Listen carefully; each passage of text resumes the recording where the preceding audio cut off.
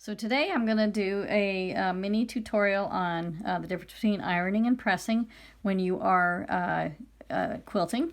And as you can see, I have made up a few pieces. These are flip and sew seams, and they are on the diagonal, so it's even more important to be careful with your when you're doing the pressing. Ironing would be going back and forth, which you don't want to do. So what I do, and I press my seams open. If you press them closed, you can use the same type of pressing. So what I do is I get my seam going in the direction I want with my fingers. You can use a pressing tool, but I just use my fingers. And I take my iron and I gently put it down on the seam, and I leave it there for about 5 or 6 seconds. And as I'm doing that, I open the seam on the other side. And you can even use the tip of your iron just to kind of, you're not down on the fabric, but you're opening the seam and making sure it stays in place. You can lift it up, make sure your seam stayed in place. Once you're done, you flip your unit over and you have a really nice flat unit. So let's do a one where we're ironing like you're not supposed to and show you what can happen. So ironing, where you would just do that and you would do that, and as you can see, the seams aren't as pressed down as well, and your unit does not lie flat. So it just shows that you really need to press your seams. And you don't want to iron because it can distort your seams, especially ones that are on the diagonal, like when you're doing a flip and sew, and then that can distort your unit. You can also use this when you are ready to press rows that you have put together. So you just once again use your seam, your fingers to open your seam, gently, not touching the unit. Make sure your seam is open with the tip of your iron, then you press down. And I lifted it up to make sure my seam wasn't twisted or anything like that. 5 or 6 seconds, and then you move to the next seam. Another 5 or 6 seconds. And then just press on the other side, and you have a nice flat row, easy to put together. And as you can see, I use that pressing technique on this block here, and look at how nice and flat that the block lays. So that's your mini tutorial today on the difference between ironing and pressing. I hope you enjoyed it.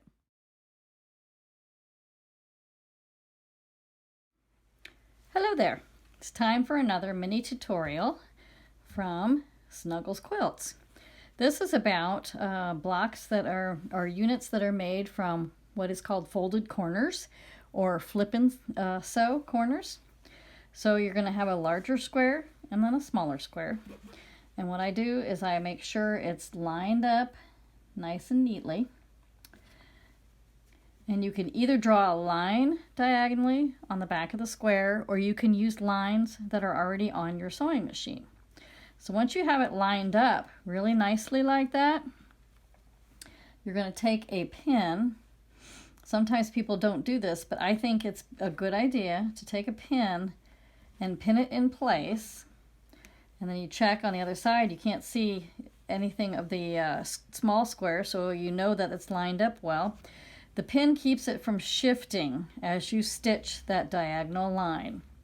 So once you stitch that diagonal line, you remove the pin, and here's my one that's already stitched. Now you're going to have all of this excess fabric in the back once you flip over this piece to make your corners. So what you want to do before you cut this off, you want to make sure that you've done the seam well enough so that it flips over and fits perfectly into the square. Now it's okay if you have just a tiny bit of where it looks like it's a little off a little bit, because It can be fudged a little bit when you're stitching some blocks together or stitching these units together. But you wouldn't want your unit to, say, look like this when you got done stitching, because then you would know that your seam line was way off and that your unit would measure very, very non-square. You know, this is a 4.5 inch square, and if you had it, if your unit was like this, and then you sewed around and had other ones that were off, you might not obviously get a square that was 4.5 inches square.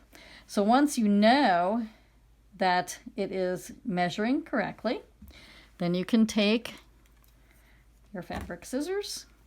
You could also do it with a rotary cutter. I just eyeball it with the scissors, and I cut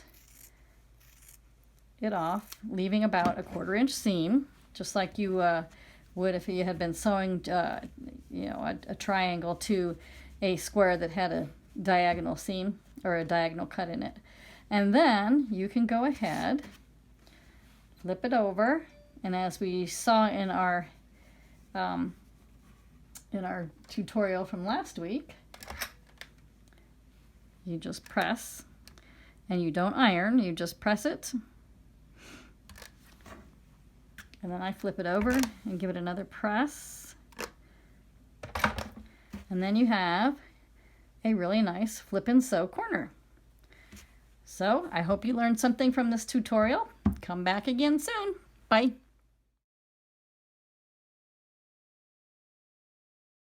Hi, welcome to another Snuggles Quilts mini tutorial. Today what I'm going to talk about is lining up points on a block when you join it to another block with points.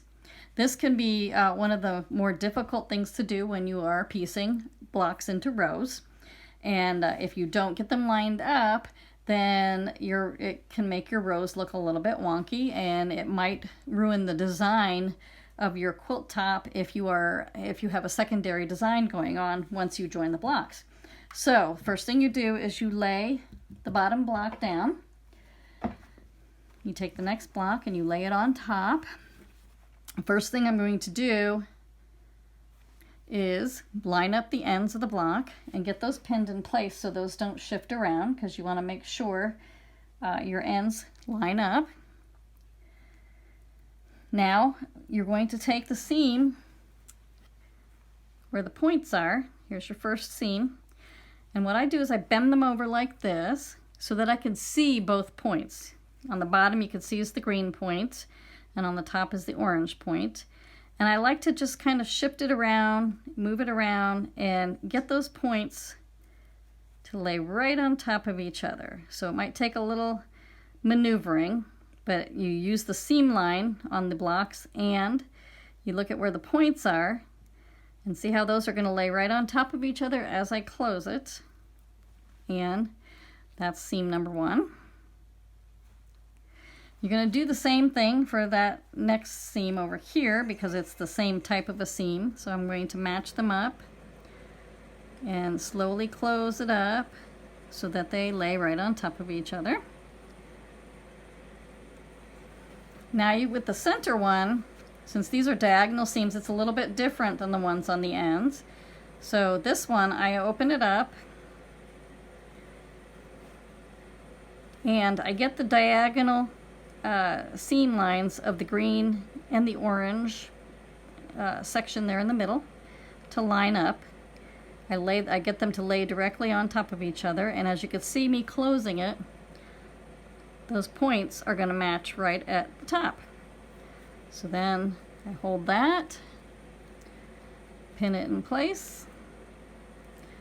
So now that I've got my points all nice and lined up, then I could put in my extra pins that I need to hold everything in place for stitching the seam. So then when I stitch with my 1/4 inch seam across here, it's going to perfectly line up these points. So I'm going to show you how one seam line looks that I've already done. And you can see right here, see how nicely these points line up. They're pointing right at each other and they're evenly lined up so that any kind of secondary design I might have between the blocks is going to be show up really nicely.